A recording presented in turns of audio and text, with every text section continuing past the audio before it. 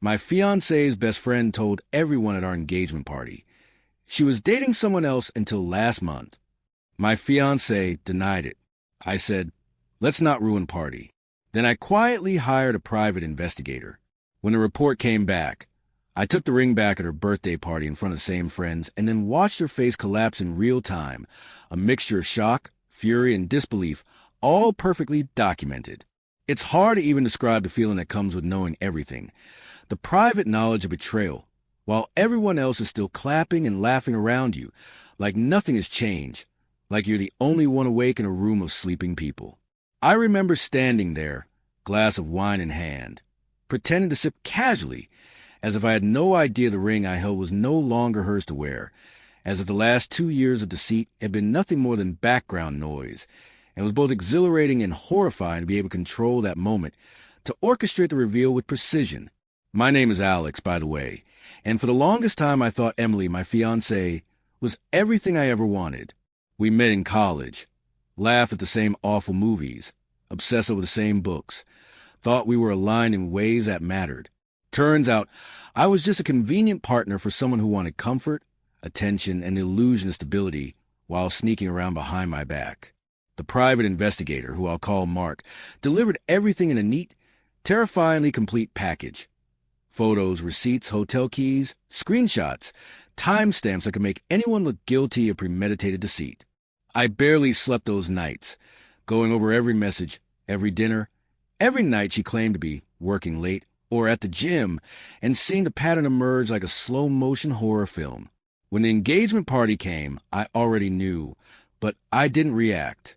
I smiled, I laughed, I clinked glasses with friends and family, while Emily's best friend, Sophie, gave me subtle nods from across the room, eyes wide, silent confirmation that she had told me the truth. I kept my composure because I realized early on that the public reaction mattered, that the humiliation would hit harder if it came from someone calm, deliberate, and in control rather than a man yelling and breaking things.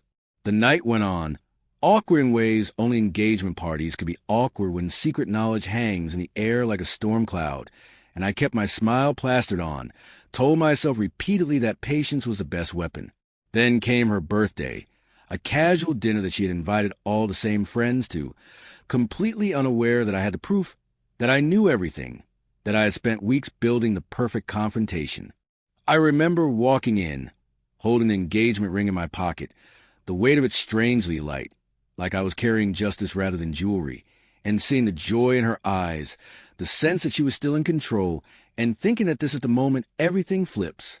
I waited casually until she was mid-toast, and then I interrupted, asked to speak quietly, pulled the ring from my pocket and placed it on the table in front of her, looked her directly in the eyes, and said, "I think you forgot something." The laughter in the room stuttered, conversations paused, and the color drained from her face. Some of the guests were confused, some whispered, some clearly realized that something had gone terribly wrong, and I just sat back, calm, collected, letting the silence do the work. Emily, no longer Emily really, stuttered, tried to recover, to claim some kind of mistake, some misunderstanding, but I had already rehearsed everything, every word, every possible excuse she could throw at me, and nothing stuck. I let Mark's investigation speak louder than any argument, sliding the photographs, the hotel records, the messages across the table like a well-played hand of cards that couldn't be disputed. She gasped, turned red, then white, then a strange mixture of rage and shame flickering across her face. Sophie, who had originally revealed the secret at the engagement party, didn't say a word, just watched, a small satisfied smile, the quiet acknowledgement of truth unfolding. Friends and family were silent at first, glancing at one another, unsure if they should react, unsure if this was a scene or reality, and I realized how powerful that moment was, the slow, almost cinematic revelation of betrayal, the unmasking of someone who had thought they were untouchable. The night ended with Emily storming out, phone calls and texts immediately blocked, a flurry of desperate attempts at damage control, and me quietly finishing my drink, feeling a mix of sorrow for what I had lost, relief for what I had avoided, and a strange, almost surreal satisfaction that justice, however private, had been delivered. Over the next weeks, the aftermath unfolded in ways that felt both expected and cruelly precise. calls from mutual friends asking questions, from family offering support, from strangers curious about the rumors, and Emily trying every tactic she could think of: apologies, anger, gaslighting, threats. But I had already insulated myself, legal documents in place, boundaries drawn, support from friends and family solidified, and a therapist scheduled to help me process the mess of emotions that inevitably followed. I spent a lot of time reflecting on how the past years have been illusions: dinners, vacations, shared stories that now felt like rehearsals, interactions that were carefully curated masks hiding the truth. And I realized I had been living with a stranger, someone I had once trusted implicitly, and now it was like peeling off a layer of skin to finally breathe freely. I started to document everything, not obsessively, but methodically: messages, emails, notes to myself, a ledger of emotions and events, a way to keep the narrative straight, to prevent any rewriting or gaslighting from taking root. Friends like Sophie became anchors, little reminders that people with moral courage exist, that the world isn't entirely dishonest, and that speaking up, even in awkward or socially risky ways, can make a difference. Legal processes followed, of course: separating finances, returning joint property, making sure the apartment lease was in my name alone, and watching Emily scramble to adjust to consequences she hadn't anticipated. I felt a strange mixture of satisfaction and melancholy at every step.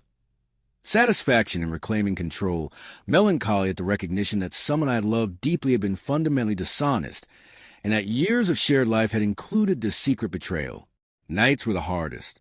Silence after everyone had left, the echo of memories, the weight of the ring that had once symbolized hope, now gone, and a reflection on how love can sometimes be a theater where we are actors unaware of the full script. But mornings brought light, routines, a reclaimed apartment, and a slow rebuilding of trust in myself, my judgment, and the small, reliable people around me. I reconnected with hobbies I had set aside, read books that had gathered dust, cooked meals for one that felt indulgent, quiet, deliberate. Each day, a small reclamation of self. The social media fallout was a minor storm. Friends messaging, distant acquaintances curious, and Emily attempting to control the narrative online, all of which I ignored. The focus was not revenge, not spectacle, but restoration, clarity, and boundaries. Months passed. I noticed subtle things. The absence of Emily's chaos was a relief, a new rhythm settling into place, a sense of lightness and focus that had been absent for years, and the realization that I could trust myself to act calmly, deliberately, and with foresight. Legal matters concluded with minimal confrontation, property divided, financial boundaries enforced, shared acquaintances neutralized or removed from the drama, and I moved forward with an awareness of how calculated observation, patience, and measured action can protect a life from unraveling in the face of betrayal. Friendships deepened, particularly with those who had shown courage, honesty, and support. I realized I had underestimated how valuable it is to have allies, people willing to quietly support you even when it's socially awkward or uncomfortable. I still replay the engagement party, the birthday confrontation, in my mind sometimes, not with anger, but as a study, a reflection on strategy, human behavior, and a mixture of disbelief, shock, and accountability that can exist simultaneously in one moment. Emily eventually faded from the social scene we shared. The people who had once been witnesses to our lives continued their own, but I kept a kind of quiet journal, a mental ledger of lessons learned, boundaries defined, and emotions processed. I began to date again, tentatively at first, aware now of the need to observe carefully, to prioritize honesty and alignment of values, and to recognize the early signs of deception before trust is invested too deeply. Each new relationship was colored by experience, cautious but hopeful, tempered by awareness rather than cynicism. I reflected often on the strange mixture of grief and relief, the tension of betrayal combined with the release of clarity, and how human beings navigate morality, loyalty, and self-interest. It was a lesson in patience, observation, and strategic action, understanding that outrage is a tool only if paired with preparation and foresight, and that timing, context, and audience are as important as evidence itself. Social interactions became more deliberate, nuanced. I learned to read subtle cues, to notice inconsistencies, and to respond in ways that preserved dignity, protected boundaries, and maintained emotional equilibrium. My family, once peripheral observers, became central, offering perspective, comfort, and grounding advice, reminding me that life extends beyond the immediate drama of betrayal and that rebuilding requires patience, attention, and self-kindness. Evenings were quiet, spent reflecting, reading, cooking, or sometimes just sitting with coffee and letting thoughts drift without judgment, understanding that processing trauma is a slow, ongoing process, not a single cathartic event. I reestablished routines I had abandoned, like morning runs, journaling, and calling close friends, creating spaces in which clarity could grow and emotional debris could be sorted. I found satisfaction in small victories, a dinner alone, a clean apartment, an uninterrupted morning, and the growing sense that life can be deliberately constructed after chaos. The apartment itself became a symbol, the physical manifestation of boundaries, personal space, and control. Each piece of furniture, each object, a reminder that I was reclaiming life piece by piece, day by day. The emotional residue of betrayal remained, of course, but it became less a burden and more a series of reminders. Be observant, be deliberate, be patient, and never underestimate the quiet power of strategic action. Slowly, new routines solidified. Friends became confidants, and I began to feel the genuine possibility of happiness that is not contingent on someone else's actions, but on personal integrity, preparation, and self-respect. I realized that love, trust, and partnership require both vulnerability and discernment, and that while betrayal can devastate, deliberate, calm responses can restore dignity and life trajectory. Each birthday, holiday, or social event now felt different, measured, considered, and I felt a sense of agency that had been absent, a recognition that I could navigate human relationships while preserving personal boundaries and emotional safety. The memory of the engagement party and the birthday confrontation remained vivid, but as a kind of study, a lesson in human psychology, timing, and the interplay between secrecy and revelation rather than a wound.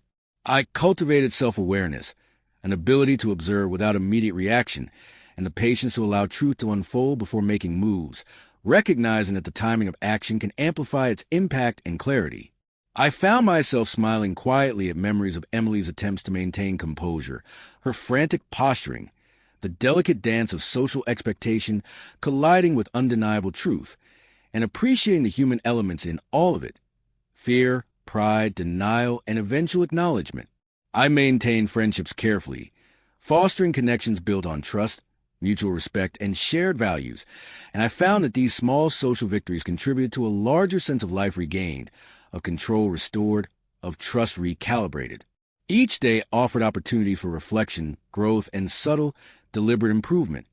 Habits formed, interactions observed, choices weighed, and consequences considered with a calm wisdom that comes from surviving something deeply destabilizing. I still occasionally think about what could have been, the alternate timelines in which Emily had been honest, but I don't dwell. Instead, I consider lessons learned, actions taken, boundaries enforced, and the quiet satisfaction of knowing that integrity, patience, and strategic action produce outcomes far more powerful than any rash emotional display. And so, life continues, a tapestry rebuilt from the fragments of betrayal, threaded with care, attention, and intentionality, a testament to human resilience, judgment, and the quiet power of acting deliberately in the face of chaos.